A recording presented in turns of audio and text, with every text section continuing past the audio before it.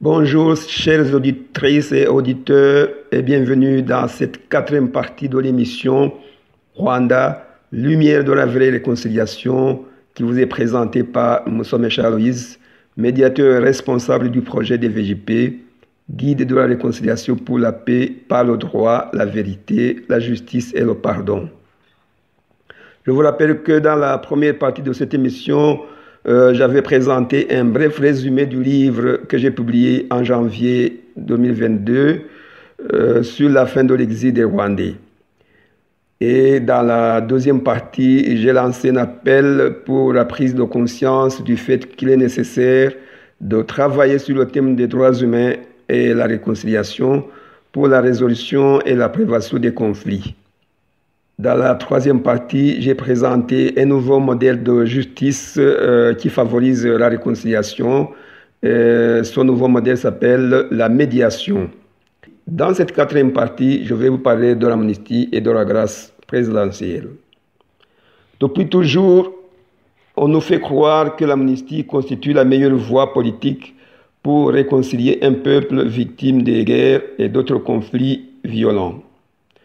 Les défenseurs de cette thèse politique prétendent que l'État aurait beaucoup de difficultés de juger un nombre très élevé de personnes responsables des massacres et qu'il faut alors recourir au pardon politique pour permettre à certains d'entre eux d'intégrer ou réintégrer les fonctions politiques ou militaires.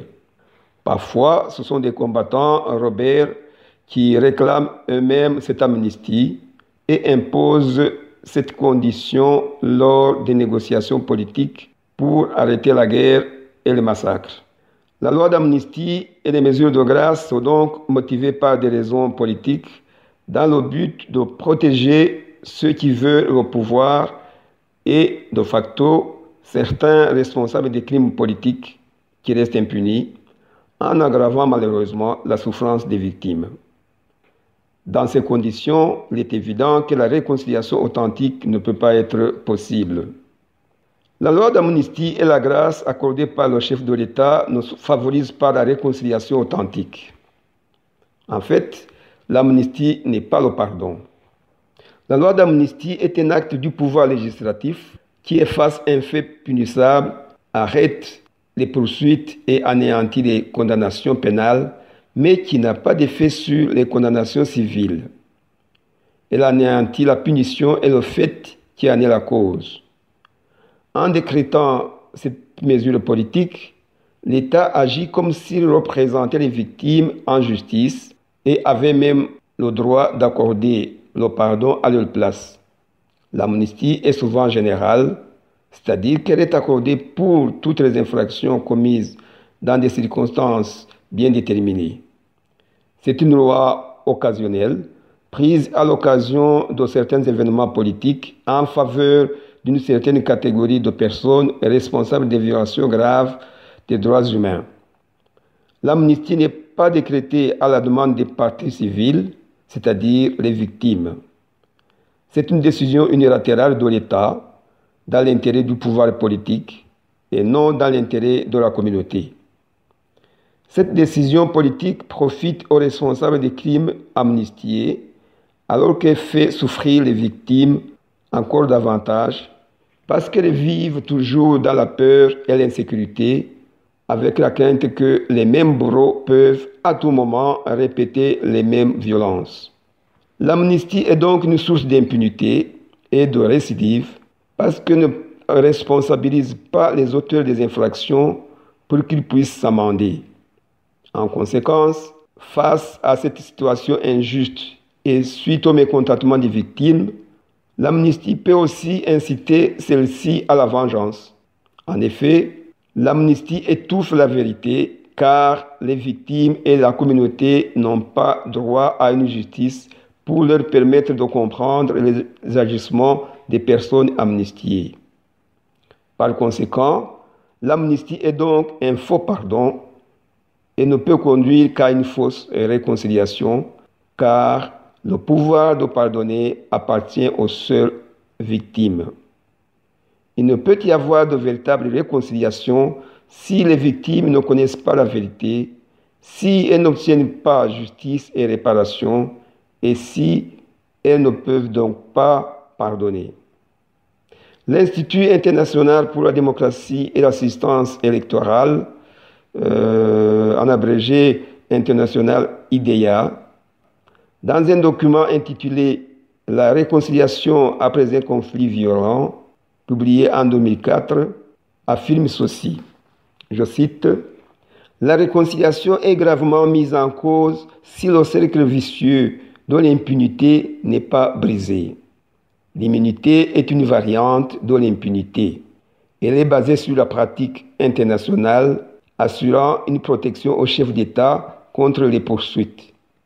Dans certains cas, l'instauration de la paix est en fait facilitée lorsque les chefs de mouvements rebelles obtiennent, par le biais de la législation nationale, une impunité provisionnelle et limitée. Les sources les plus courantes d'impunité sont les lois d'amnistie. L'amnistie peut prendre différentes formes, mais elle est toujours une option à risque. Elle peut aliéner les sentiments d'un grand nombre de gens, accroître les soupçons et participer à la désillusion du public vis-à-vis du processus de réconciliation en entier.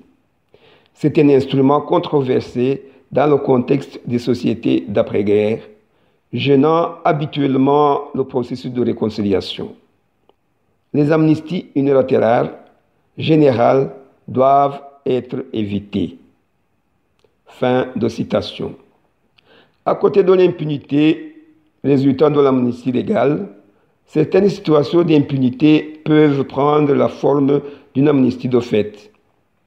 Cette situation se manifeste lorsque, sans le décider explicitement par une loi ou par une résolution internationale, l'État ou la communauté internationale refuse ou s'oppose à ce que les poursuites présumées responsables de certaines infractions politiques soient poursuivies par la justice nationale ou internationale. À titre d'exemple, au sujet du Rwanda, nous savons bien que les crimes qui ont été commis par le Front patriotique rwandais à partir du 1er octobre 1990, lors du lancement de la guerre contre le Rwanda, ces crimes n'ont jamais été poursuivis ni par la justice internationale, ni par la justice universelle, ni par la justice nationale rwandaise. Parlons maintenant de la grâce présidentielle. En fait, la grâce n'est pas le pardon. La grâce diffère de l'amnistie par le fait qu'elle est accordée par le chef de l'État et non par le pouvoir législatif, et seulement après une décision judiciaire de condamnation. Elle a pour effet de supprimer l'exécution de toute la peine ou une partie de la peine, mais en laissant subsister les effets de la condamnation pénale, et notamment l'exécution des réparations civiles en faveur des victimes. Elle est occasionnelle et a un caractère intuitif personnel, c'est-à-dire qu'elle est personnelle, parce qu'elle profite à la seule personne en faveur de qui elle doit être appliquée. Mais elle a les mêmes inconvénients que l'amnistie. Elle ne responsabilise pas le condamné, donc elle ne permet pas à celui-ci de faire un examen de conscience pour s'amender, et elle favorise aussi parfois la récidive. Elle ne peut donc pas être assimilée au pardon, car le chef de l'État, même avec son autorité suprême, n'a pas le droit de pardonner au nom et pour le compte des victimes. Pour toutes ces raisons, la grâce est donc aussi un faux pardon. Pour comprendre les effets dangereux de l'amnistie et de la grâce, il faut reconnaître que la première victime d'un crime politique n'est autre que la personne qui a été lésée par une infraction et non pas l'État. Cependant, même si un vrai pardon doit venir du cœur de la victime et non d'une quelconque décision politique, une invitation légale au pardon recommandée par le pouvoir politique peut favoriser une bonne éducation à la réconciliation. C'est pourquoi, dans ce projet, je plaide pour une loi du pardon. Je plaide pour que, au Rwanda, notamment, on puisse avoir une loi du pardon à la place de l'amnistie et de la grâce. Contrairement donc à l'amnistie et à la grâce, le vrai pardon est demandé par l'auteur de l'infraction et il est accordé par la victime. Suite à des recherches menées dans le cadre de ce projet, je trouve qu'une loi du pardon peut remplacer l'amnistie. Cette loi serait plutôt une loi ordinaire et générale, applicable à toutes les infractions et à tout moment, en vue d'éclairer le peuple sur le sens du pardon et ses avantages. C'est-à-dire un guide qui déterminerait les conditions et les effets du pardon pour favoriser la réconciliation authentique.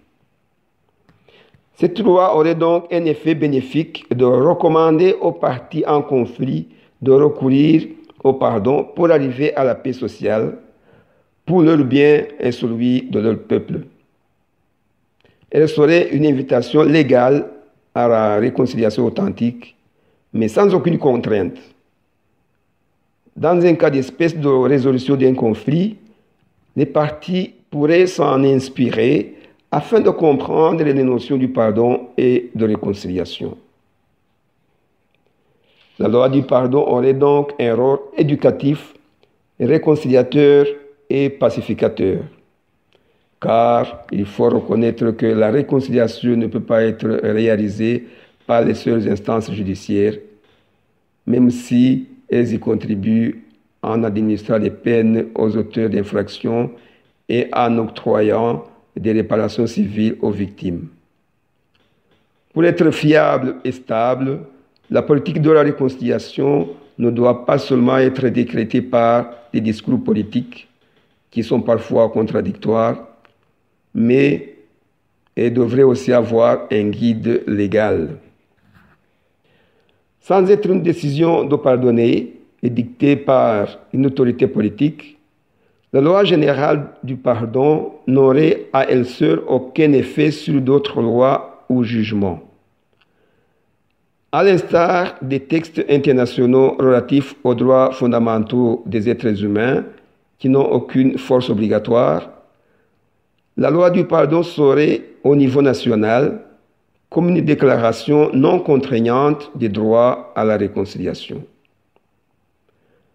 Le pardon effectif demandé par l'auteur de l'infraction ou accordé par la victime n'effacerait pas le fait punissable, n'arrêterait pas les poursuites et n'anéantirait pas les condamnations éventuelles déjà purgées.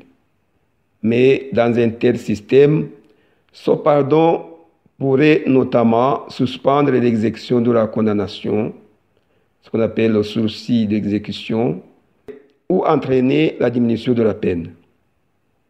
Le pardon mutuel, une décision des parties concernées par les conflits, pourrait être matérialisé par un écrit signé, mais qui n'est pas obligatoire, un écrit signé par des parties, par exemple à l'issue de la médiation, et comportant leurs engagements volontaires, notamment au sujet des réparations et du pardon échangé, c'est-à-dire un accord de réconciliation. Parlons maintenant de ce que j'appelle des comités de médiation, vérité, justice, réparation et réconciliation, des comités qui seraient indépendants. Pour résoudre certains conflits politiques, de nombreux pays ont créé des commissions vérité et réconciliation, comme en Afrique du Sud, en recourant à l'amnistie. Ces commissions sont donc politiques.